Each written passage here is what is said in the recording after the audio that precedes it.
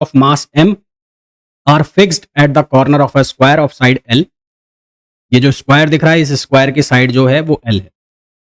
ठीक है, the square is rotating with angular velocity omega. Square rotate कर रहा है एंगुलर वेलोसिटी ओमेगा से, किसके अबाउट? ये एक्सिस दिया हुआ है, इसके अबाउट रोटेट कर रहा है। One of the corner of the square and parallel to its diagonal as shown in the figure, the angular momentum of square about the axis। इस एक्सिस के अबाउट इसका एंगुलर मोमेंटम बनाना है। Angular momentum होता है r cross p ना, r cross p। तो और ये रिजिड बॉडी है, तो रिजिड बॉडी के लिए एंगुलर मोमेंटम क्या हो जाएगा? I omega. तो मैं एक बार वापस से इसको बना लूं, तो इसका जो एंगुलर मोमेंटम है वो हो जाएगा I ओमेगा, क्योंकि ये रिजिड बॉडी हो गई। तो ये एक्सिस हो गया हमारे पास, ये एक्सिस हो गया। तो अगर मैं सबसे पहले तो ये डिस्टेंस फाइंड आउट करूं, क्योंकि 2 पॉइंट यहां पर है, एक पॉइंट यहां पर है, एक पॉइंट यहां पर है, एक पॉइंट यहां पर है, एक पॉइंट यहां पर है। तो ये जो डिस्टेंस हो जाएगी, ये वाली डिस्टेंस, ये वाली जो डिस्टेंस है ये कितनी हो जाएगी? L√2। ये वाली जो डिस्टेंस है ये कितनी हो जाएगी? L/√2, L/√2। तो अगर आपको सबसे पहले क्या निकालना है? Moment of inertia. तो आपके पास 4 पार्टिकल है, तो मोमेंट ऑफ इनर्शिया कितना आ जाएगा? m। मोमेंट ऑफ इनर्शिया होता है मास इनटू परपेंडिकुलर डिस्टेंस का स्क्वायर। इस पॉइंट की इससे परपेंडिकुलर डिस्टेंस कितनी है? 0 है, तो ये हो जाएगा 0 का स्क्वायर। यहां पर ये क्या बन जाएगा? ये बन जाएगा 0 का स्क्वायर, है ना। तो ये हो गया 0 स्क्वायर प्लस, यहां पर ये 2 पॉइंट है, तो 2 पॉइंट के लिए लिख लिया मैंने 2m। परपेंडिकुलर डिस्टेंस कितनी हो गई? L/√2। तो L/√2 का हमने कर दिया स्क्वायर प्लस, फिर एक पॉइंट ये है m, और इसकी जो डिस्टेंस हो गई वो हो गई L√2, और इसका हमने कर दिया स्क्वायर। तो जब सिंप्लीफाई करोगे तो I की वैल्यू आ गई 0 प्लस, यहां से बनेगा ये 2m इंटू L²/2, और प्लस यहां से कितना हो जाएगा? ये कितना है? L√2। तो ये हो जाएगा 2ml², 2ml²। ये 2 से 2 कैंसिल हो गया, तो यहां से वैल्यू आ गई 3ml²। तो ये I की वैल्यू आ गई। अब रिजिड बॉडी के लिए जो L है यानी कि एंगुलर मोमेंटम, उसकी वैल्यू होती है I ओमेगा। I की वैल्यू कितनी हो गई? 3ml², और ये हो गया ओमेगा ना, 3ml² ओमेगा। आपके पास जो आंसर आ जाएगा इसका वो कितना आ जाएगा? 3ml² ओमेगा, यानी कि ऑप्शन सी। तो करेक्ट ऑप्शन कौन? वीडियो में आगे कंटिन्यू करूं उसके पहले आप लोगों को एक इन्फॉर्मेशन देना चाहूंगा। यदि आप लोग प्रिपरेशन कर रहे हैं CUET PG 2025 फिजिक्स एग्जाम के लिए, तो उसके लिए आप बैच ज्वाइन कर सकते हैं मंजिल 2025 CUET PG और फिजिक्स एग्जामिनेशन। इस बैच में आपको लाइव प्लस रिकॉर्डेड क्लास मिलेंगी, साथ ही साथ 1000 प्लस प्रैक्टिस क्वेश्चंस भी मिलेंगे।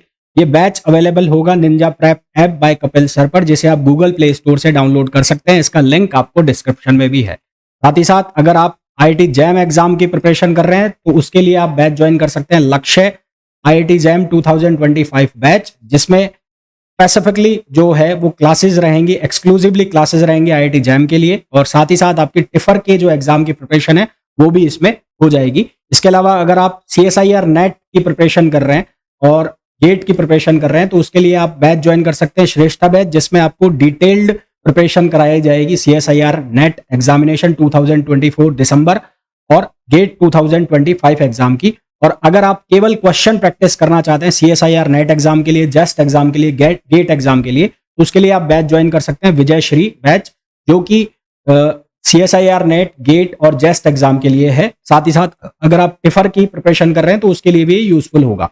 इस बैच में आपको 1200 प्लस क्वेश्चंस, साथ ही साथ फॉर्मूला रिवीजन भी कराए जाएंगे। ये सभी बैच आपको अवेलेबल होंगे Ninja prep app by Kapil sir पर, जिसे आप गूगल प्ले स्टोर से डाउनलोड कर सकते हैं, एज वेल एज लिंक जो है इसका वो भी डिस्क्रिप्शन में दिया हुआ है। आ जाएगा सी ऑप्शन, इसका करेक्ट आंसर आ जाएगा। नेक्स्ट क्वेश्चन में हमें बोला है shown in the figure is the rigid and uniform 1 metre long rod. ये 1 मीटर लॉन्ग बार दी गई है, 1 मीटर की है। हॉरिजॉन्टल पोजीशन में 2 रस्सियों से इसको हॉरिजॉन्टल पोजीशन में अटैच रखा गया है। Rod is of mass m, rod का जो मास है m है, has another weight of mass 2m hung at a distance of 75 centimetre from A। Tension in the string A, string A के अंदर टेंशन निकालनी है। देखो बहुत ही सिंपल सा क्वेश्चन है। सबसे पहली चीज तो ये A एंड हो गया, ये B एंड हो गया, और रॉड का मास m है, क्योंकि रॉड यूनिफॉर्म है तो इसका मास बीचों बीच आ जाएगा, यानी कि इसके सेंटर में। तो इसका मास आ गया कहां पर? mg यहां पर। अब यहां पर एक पॉइंट पर और 2m मास है, यानी कि 2mg नीचे चला गया। तो यहां से डिस्टेंस इसकी 75 सेंटीमीटर है, तो यहां से कितना हो गया? ये 25 सेंटीमीटर का हो गया पॉइंट बी के अबाउट। टॉर्क निकालना है आपको, जो आपको टेंशन निकालनी है टी ए में, तो यहाँ पर टेंशन आ जाएगी टी ए। ठीक है, टेंशन कितनी आ जाएगी टी ए, और ये सेंटर में आ गया बीचों बीच, तो ये डिस्टेंस हो गई कितनी 50। मैं क्या करूंगा, पॉइंट बी के अबाउट टॉर्क ले लूंगा, है ना। तो torque torque about about point B, तो पॉइंट बी के अबाउट जब टॉर्क लोगे तो टॉर्क क्या होता है, परपेंडिकुलर डिस्टेंस इनटू फोर्स या फोर्स इनटू परपेंडिकुलर डिस्टेंस। तो एक तो है T A tension, T A की बी से डिस्टेंस है 100 सेंटीमीटर की, और टी ए इसको किधर घुमाएगा, बी के अबाउट, ये घुमाएगा क्लॉकवाइज। तो अगर क्लॉकवाइज को आप पॉजिटिव ले रहे हो तो एंटी क्लॉकवाइज ऑटोमेटिकली नेगेटिव हो जाएगा, और अगर क्लॉकवाइज को आप नेगेटिव ले रहे हो तो एंटी क्लॉकवाइज ऑटोमेटिकली पॉजिटिव हो जाएगा। ये आपके ऊपर है कि आप क्या साइन लेना चाहते हो। तो मैं यहाँ पर मैं जो ले रहा हूँ वो क्लॉकवाइज को मैं पॉजिटिव ले लेता हूँ और एंटी क्लॉकवाइज को मैं नेगेटिव ले लेता हूँ। आप चाहें तो इसका उल्टा भी कर सकते हैं। तो ये जो टी है ये इसको किधर घुमाएगा, क्लॉकवाइज। तो टॉर्क क्या होता है, फोर्स इंटू परपेंडिकुलर डिस्टेंस। ये क्या बनेगा, ये बनेगा T A into perpendicular distance कितनी हो गई 100। फिर दूसरा जो फोर्स आ रहा है वो कौन सा आ रहा है, एम जी, और ये एम जी कितने डिस्टेंस पर 50, और ये इसको किधर घुमा रहा है, बी के अबाउट, ये घुमा रहा है एंटी क्लॉकवाइज। तो ये लिखूंगा मैं -50 और एम जी। फिर ये तीसरा आ गया, ये आ गया -2 mg, और इसकी डिस्टेंस है कितनी 25, और ये हो गया 0। ये मैंने यहाँ पर क्या लगा दिया, इक्विलिब्रियम की कंडीशन, है ना। तो फॉर इक्विलिब्रियम, इक्विलिब्रियम की कंडीशन में जो भी टोटल टॉर्क है वो किसके बराबर आ जाना चाहिए, 0 के बराबर आ जाना चाहिए। इक्विलिब्रियम की जो कंडीशन है वो मैंने यहाँ पर यूज की। इसको जब हम यूज करेंगे तो यहाँ से हमारे पास बना टी ए, इसको मैं डिवाइड कर दूंगा 25 से, तो ये हो जाएगा 4 TA, ये बनेगा -2 mg, और ये बनेगा, इसको मैं 50 से डिवाइड कर देता हूँ, यहाँ से 50 हो जाएगा ना, 50 से डिवाइड कर दें तो यहाँ से बन जाएगा 2 TA, ये हो जाएगा -mg, और ये भी कितना हो जाएगा -mg इक्वल्स टू 0। तो 2 TA इक्वल्स टू हो जाएगा 2 mg। तो TA की वैल्यू आ जाएगी हमारे पास mg, यानी कि जो स्ट्रिंग A है उसके अंदर जो टेंशन जाएगी वो कितनी जाएगी, mg, 1 mg, यानी कि हमारे पास करेक्ट आंसर आ जाएगा 1 mg, जो कि ऑप्शन हो जाएगा डी। नेक्स्ट क्वेश्चन पे आ जाइए। नेक्स्ट क्वेश्चन में दिया है the uniform cylinder of mass m and radius r is to be pulled over a step of height a की जो वैल्यू है वो लेस देन r है, by applying a force f at its centre o perpendicular the plane through the axis of the cylinder on the edge. ये ठीक इस तरह से है कि जैसे आप सीढ़ी के ऊपर से कोई रोलर उठा रहे हो, ऐसे चढ़ा रहे हो ना, सीढ़ी के ऊपर से कोई रोलर स्टेप करा रहे हो यहाँ से, तो इस पॉइंट के अबाउट जो है वो आप क्या निकाल लोगे, टॉर्क निकाल लोगे। इस पॉइंट के अबाउट टॉर्क निकाल लोगे, और इस पॉइंट के अबाउट टॉर्क निकालोगे तो उसके हिसाब से ये जो फोर्स है यहाँ पर उसकी वैल्यू आ जाएगी। तो ये जो पॉइंट है इसके अबाउट टॉर्क निकालने के लिए मैंने वापस से डायग्राम बनाया, तो ये पॉइंट के अबाउट इस तरह का डायग्राम बन गया भाई। यहाँ से और यहाँ तक की जो डिस्टेंस थी वो कितनी थी a, तो ये जो डिस्टेंस है ये कितनी बच जाएगी r-a, ये हो गया r डिस्टेंस।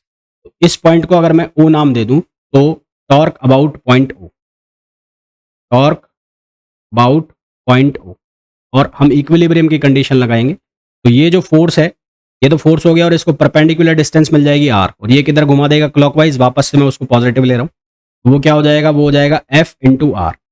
और ये जो वेट है, ये जो रोलर है या जो सिलेंडर है इसका वेट है वर्टिकली डाउनवर्ड्स जाएगा mg, और ये mg की यहाँ से परपेंडिकुलर डिस्टेंस हो गई x, ये इसको किधर घुमाएगा एंटी क्लॉकवाइज, तो इसको लिख दूंगा मैं माइनस, तो -mgx इक्वल्स टू हो जाएगा 0। तो यहाँ से एफ आर की वैल्यू किसके इक्वल हो जाएगी, mgx। मेरे को x की वैल्यू निकालनी है, तो x की वैल्यू के लिए मैंने ट्राइंगल बाहर निकाल लिया, ये वाला ट्राइंगल। इस ट्राइंगल में ये डिस्टेंस है r, ये हो गया r-a, और ये हो गया x। तो यहाँ से पाइथागोरस थ्योरम का अगर मैं यूज करता हूँ तो मेरे को x की वैल्यू जो दिख रही है वो कितनी दिख रही है, वो दिख रही है r² माइनस r-a का स्क्वायर, पूरे का रूट लग जाएगा। पूरे में से r कॉमन निकाल लिया तो ये बच जाएगा, r स्क्वायर कॉमन निकलेगा, बाहर आएगा r, ये बच जाएगा 1 माइनस, ये हो जाएगा r-a अपॉन r, और इसका हो गया स्क्वायर। क्लियर। अब क्या करोगे यहाँ से, अब यहाँ पर ये वैल्यू सब्सटीट्यूट कर दो, ये वैल्यू सब्सटीट्यूट करोगे तो ये हो गया mg, ये हो जाएगा r, ये हो जाएगा 1 माइनस, ये हो गया r-a upon r whole square. तो r से r कैंसिल हो जाएगा, तो f की वैल्यू हो जाएगी mg अंडर रूट 1 माइनस, ये हो गया r-a अपॉन r, और ये हमारे पास किसकी वैल्यू आ गई, ये फोर्स की वैल्यू आ गई। अगर ऑप्शंस मैच कराते हो तो ऑप्शन के अकॉर्डिंग आंसर जो सही बनेगा वो बन जाएगा ए, तो इसका जो करेक्ट आंसर आ जाएगा वो आ जाएगा ए। नेक्स्ट क्वेश्चन पे आइए। नेक्स्ट क्वेश्चन के अंदर हमें बोला गया है a particle of mass 20 gram, particle का जो मास है वो कितना है, 20 ग्राम है, 20 gram is released with an initial velocity 5 metre per second, यानी कि ये पार्टिकल है, इसकी इनिशियल वेलोसिटी वी ए, उस वी ए की वैल्यू दे रखी है 5 metre per second along the curve from the point A as shown in the figure, ये ऐसे जा रहा है ऐसे. The point A is at height h from point B. The particle slides along the frictionless surface when the particle reaches at point B. Its angular, जब ये B पर पहुंच गया तो इसका एंगुलर मोमेंटम हमें निकालना है. सबसे पहले A और B के बीच पर जब ये पहुंचा है B पर, तो इसकी B पर वेलोसिटी हम निकाल लेते हैं, क्योंकि हम एंगुलर मोमेंटम जो निकालेंगे उसमें हमें वेलोसिटी की जरूरत पड़ने वाली है. तो A और B के बीच के लिए अगर मैं वर्क एनर्जी थ्योरम लगाता हूं ना, या एनर्जी कंजर्वेशन लगाता हूं, तो एनर्जी कंजर्वेशन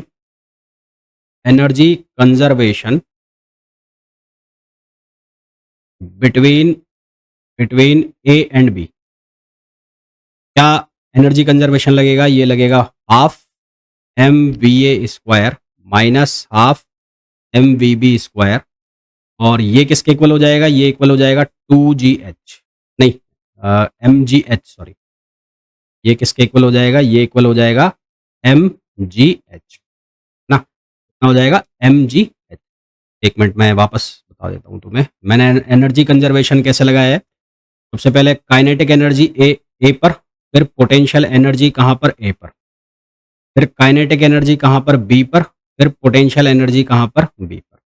कैसे लगाया है, ए पर काइनेटिक एनर्जी को कैसे लिखूंगा, half M V A square, यहां कैसे लिखूंगा mg इनिशियली. अब रेफरेंस पॉइंट लेना पड़ेगा, जब भी आप पोटेंशियल एनर्जी को डिफाइन करोगे तो आपको एक रेफरेंस पॉइंट लेना पड़ेगा. अगर मैं रेफरेंस पॉइंट ले लेता हूं बी पर, ये जो बी है, बी वाला कौन सा पॉइंट है, ये वाला. ये अगर मैं रेफरेंस पॉइंट ले लेता हूं तो ए जो है वो कहां पर है, एच हाइट पर है. ए कहां पर है, एच हाइट पर, तो ये हो गया MGH, और के बी जो है वो कितना हो जाएगा, half M V B square, और बी के ऊपर ये पोटेंशियल एनर्जी कितनी है, 0 है. बी पर पोटेंशियल एनर्जी कितनी है, 0 है. तो एच की जो हाइट दी हुई है, एच की वो कितनी दी हुई है, 10 मीटर की, 10 मीटर की, और जी की वैल्यू हमें कितनी लेनी है, 10. एम से एम कैंसिल हो जाएगा, तो ये बन जाएगा half B A square plus G H equals to, ये हो जाएगा half V B square. Further simplify करोगे इसको तो ये हो जाएगा वी ए स्क्वायर प्लस ये हो जाएगा 2GH, और ये हो गया वी बी स्क्वायर.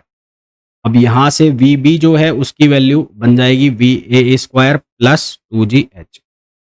तो ये वैल्यू जो बन गई वी ए की वैल्यू कितनी है, 25 है, तो 5 का स्क्वायर कितना हो जाएगा, 25 प्लस ये हो जाएगा कितना, 200, तो ये बन गया 225, और ये बन जाएगा 15.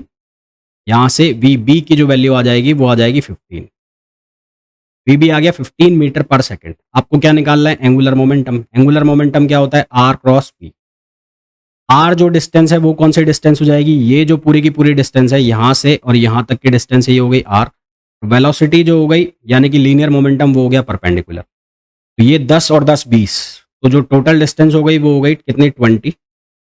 मोमेंटम परपेंडिकुलर हो गया यानी कि साइन थीटा की वैल्यू 90 हो गई, तो इतना करने की जरूरत है नहीं. तो या पी एम की वैल्यू है 5 ग्राम है, कितनी है, 10 ग्राम है, तो ये 20 ग्राम है. तो यहाँ से 20 ग्राम वैल्यू हम रख देंगे, तो ये 20 ग्राम, तो ये हो गया 20 इंटू 10 पावर -3. वेलोसिटी कितनी है, वेलोसिटी है 15.